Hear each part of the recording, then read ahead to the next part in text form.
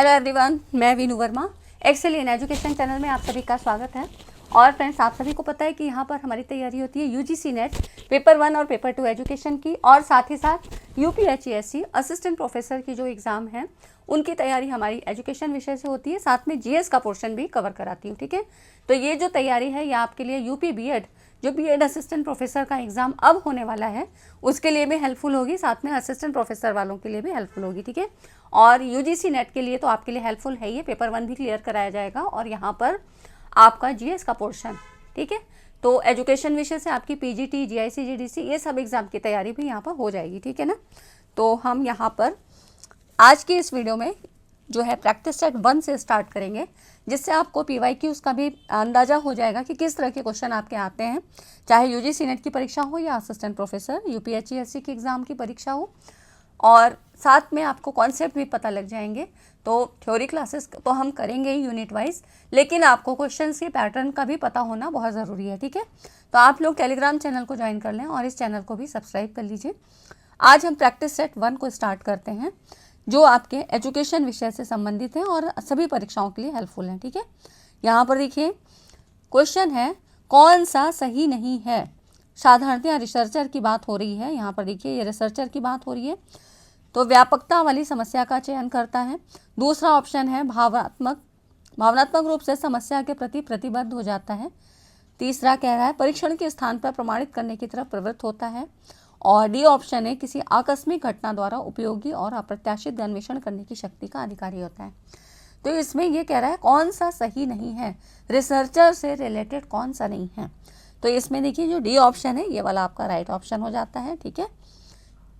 और नेक्स्ट है आपका निःशुल्क और अनिवार्य प्राथमिक शिक्षा के लिए नेशनल एलिमेंट्री एजुकेशन मिशन नीम प्रारंभ किया गया था। तो देखिए 1995 में इसको प्रारंभ किया गया था।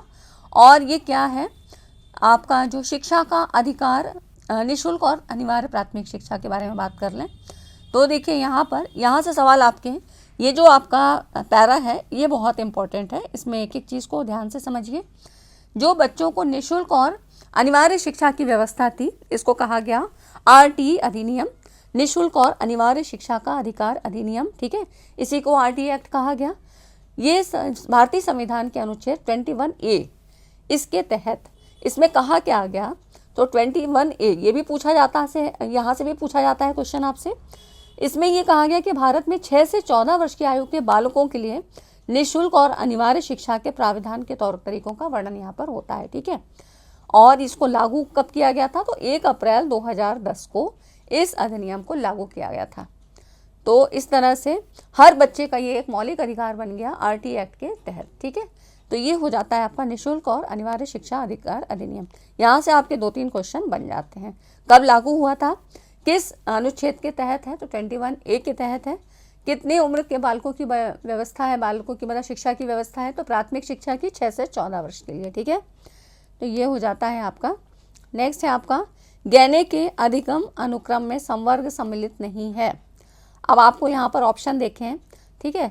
तो गैने के जो इनकी लर्निंग थ्योरी थी, इसमें आपके इन्होंने स्टेप्स बताए हैं, 8 जो है यहाँ पर स्टेप बताए गए हैं। तो पहले ये आप देख लीजिए, इससे आपको अंदाज़ा हो जाएगा।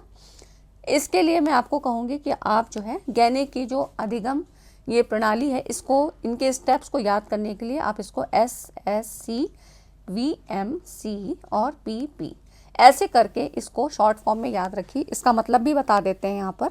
देखिए S क्या है, साइन लर्निंग, सांकेतिक सीखना, ठीक है। फिर है स्टिमुलस रिस्पॉन्स लर्निंग, है ना। फिर है आपका C चेन लर्निंग, ये हो गया सरल श्रृंखला सीखना आपका। फिर देखिए यहाँ पर शाब्दिक, है ना, वर्बल, ये V हो गया। उसके बाद है विभेदीकरण सीखना, मल्टीपल डिस्क्रिमिनेशन, ये हो गया। नेक्स्ट है आपका C, है ना, ये है कॉन्सेप्ट लर्निंग, ठीक है। फिर आता है 2P है, डबल P है, तो यहाँ पर प्रिंसिपल लर्निंग और उसके बाद प्रॉब्लम सॉल्विंग, है ना। तो इस तरह से देखिए ये जो है साइन लर्निंग ये सबसे लो ऑर्डर का है, और उसके बाद ये प्रॉब्लम सॉल्विंग आपका सबसे हायर लेवल पर आता है, ठीक है। तो इस तरह से ये गैने की जो है लर्निंग थ्योरी में ये सारे स्टेप बताए गए हैं। तो इसमें आपको कौन सा नहीं मिल रहा है, तो यहाँ पर देखिए यहाँ दे रखा है सांकेतिक साहचर्य, है ना। तो इसमें ये इसका कोई मतलब नहीं है, ठीक है। बाकी सारे आपके इसके अंतर्गत आते हैं। तो यहाँ से क्वेश्चन बहुत पूछा जाता है और ये सारी थ्योरीज हम लोग उसमें पढ़ेंगे पूरी थ्योरी क्लास में। नेक्स्ट, सबसे पहले सुदूर शिक्षा पाठ्यक्रम किसने आरंभ किया था? तो ये थे आइजैक पिटमैन। ठीक, तो इसमें बहुत ज़्यादा समझाने का कुछ नहीं है। नेक्स्ट है, अगला जो क्वेश्चन है ये MMPI से संबंधित है। MMPI क्या है? तो ये है मल्टीफेजिंग मिनीसोटा मल्टीफेजिंग पर्सनालिटी टेस्ट। ठीक है, तो यहाँ पर मिनीसोटा भी लिखा जाएगा, ये यहाँ पर है ना। तो मिनीसोटा मल्टीफेजिंग पर्सनालिटी टेस्ट है, MMPI इसको कहा गया। और इसका क्वेश्चन पूछ रहा है इसका निर्माण किसने किया था? तो इन्होंने किया था हाथवे व मैकिनले ने। तो देखिए इस परीक्षण का निर्माण सबसे पहले हाथवे एंड मैकिनले ने 1940 में किया था, 1940 में किया था। और इसमें जो है इसमें जो आइटम्स बताए गए, मतलब 550 आइटम्स हैं, हो सकता है अब चेंज हो गए हो कुछ, है ना, तो बुक्स के अकॉर्डिंग। तो यहाँ पर देखिए 550 आइटम्स बताए हैं और प्रत्येक एकांश के 3 उत्तर हैं, ट्रू, फॉल्स और कैन नॉट से। तो इनमें से किसी एक का जो दिए गए प्रश्न के संदर्भ में सही लगता है उसका व्यक्ति चयन कर लेता है और उसी के अकॉर्डिंग यहाँ पर जवाब दिया जाता है। ठीक है, तो आपसे ये सवाल बनता है कि एक तो ये पूछ लिया कि MMPI का निर्माण किसने किया, तो हाथवे एंड मैकिनले। ये सब क्वेश्चन आपके UPHESC के एग्जाम में पूछे गए हैं। और ऐसे ही क्वेश्चन आपके UGC नेट में भी पूछा गया। UGC नेट में पूछा गया था MMPI किससे संबंधित है। ठीक है, तो ऐसे देखिए ये पूरे जो है इस एक पैराग्राफ से काफ़ी क्वेश्चन आपके पूछे गए हैं। तो MMPI आपका कौन सा टेस्ट है? तो ये पर्सनैलिटी टेस्ट है, व्यक्तित्व परीक्षण संबंधी है। ठीक है, नेक्स्ट है आपका अगला जो क्वेश्चन है ना, ये है निम्नलिखित कथनों को ध्यान से पढ़ना है और इसमें बताना है कि कौन से अनुदेशन इंस्ट्रक्शन से संबंधित कौन से हैं। तो देखिए इसमें ऑप्शन दे रखा है, ये शिक्षार्थियों को कुछ उद्देश्यों की ओर प्रभावित करने की प्रक्रिया है। दूसरा है ये एक अंतर प्रक्रिया है। तीसरा है यह विज्ञान और कला दोनों है। चौथा ऑप्शन है यह एक अनौपचारिक और औपचारिक प्रक्रिया है। तो यहाँ पर देखिए इसमें जो आपका ऑप्शन है ये है, यहाँ पर देखिए ऑप्शन दे रखे हैं, ये विद्यार्थियों को कुछ उद्देश्यों की ओर प्रभावित करने की प्रक्रिया है। ठीक है, तो ऑप्शन 1 आपका यहाँ पर सही होना चाहिए। ठीक, नेक्स्ट है आपका अभिक्रमित अनुदेशन में प्रयुक्त अधिगम सिद्धांत का संप्रदाय कहलाता है।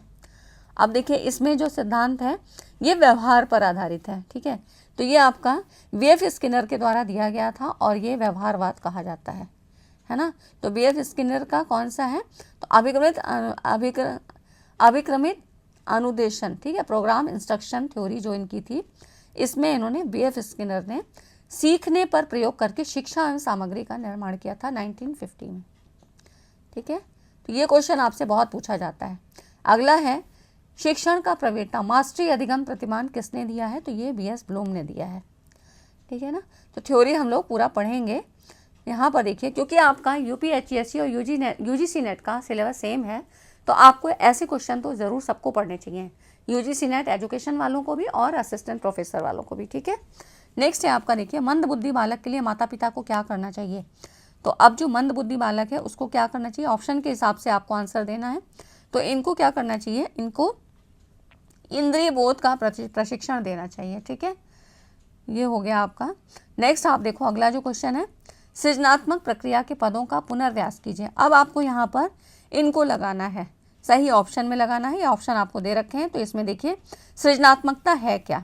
तो सृजनात्मकता क्रिएटिविटी होती है, एक विशेष ढंग से चिंतन करने का एक तरीका होता है जिसे सृजनात्मक क्रिएटिविटी या क्रिएटिव थिंकिंग कहा जाता है।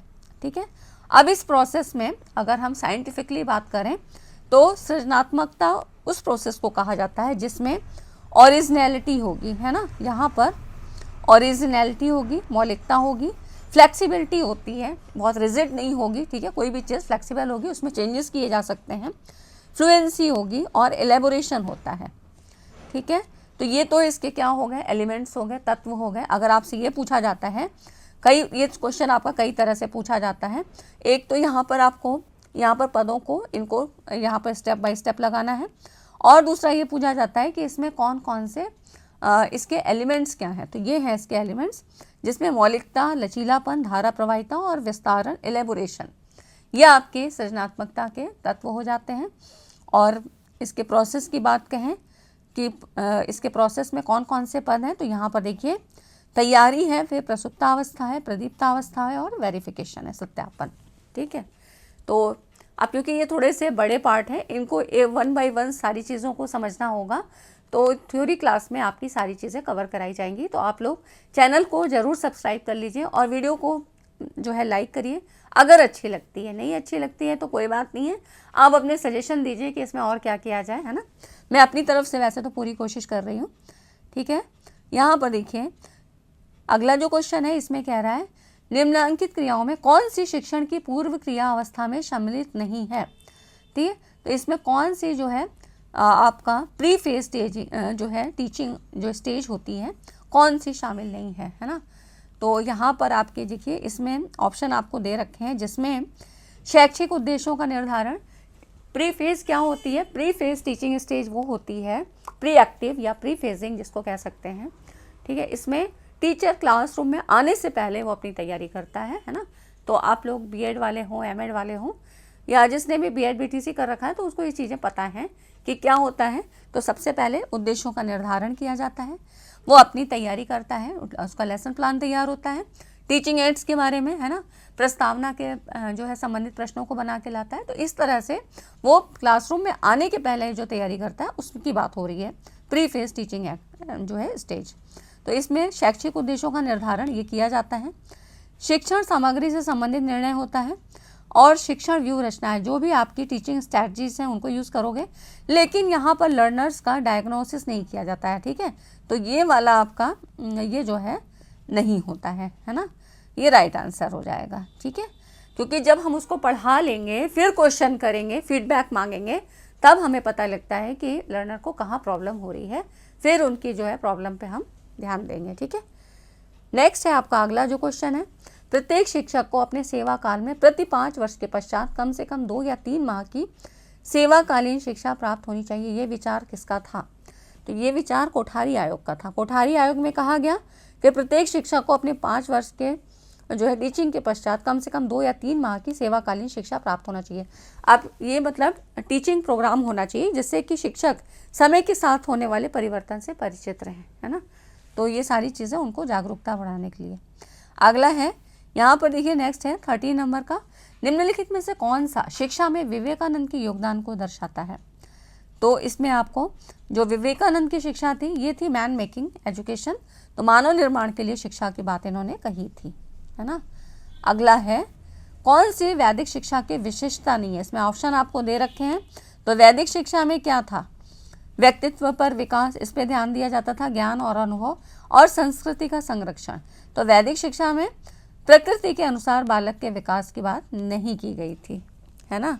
तो यहाँ पर वैदिक शिक्षा में क्योंकि प्रकृति के अनुसार बालक का विकास हो ऐसा नहीं कहा गया था। ठीक है, ये प्रकृतिवाद की बात है। तो इस तरह से वैदिक शिक्षा में तो गुरुकुल व्यवस्था थी, है ना। नेक्स्ट है आपका अगला है, कौन सामाजिक विरासत का प्रतीक है। तो सामाजिक विरासत का प्रतीक इसमें देखिए आपका ऑप्शन है संस्कृति ही होगा, है ना। संस्कृति क्या है, संस्कृति के अंतर्गत आपके रीति रिवाज, रहन सहन, आचार विचार, ये सारी चीज़ें, है ना, वेशभूषा, ये सब आती हैं जो कि मनुष्य की आवश्यकताओं को पूर्ति करती हैं।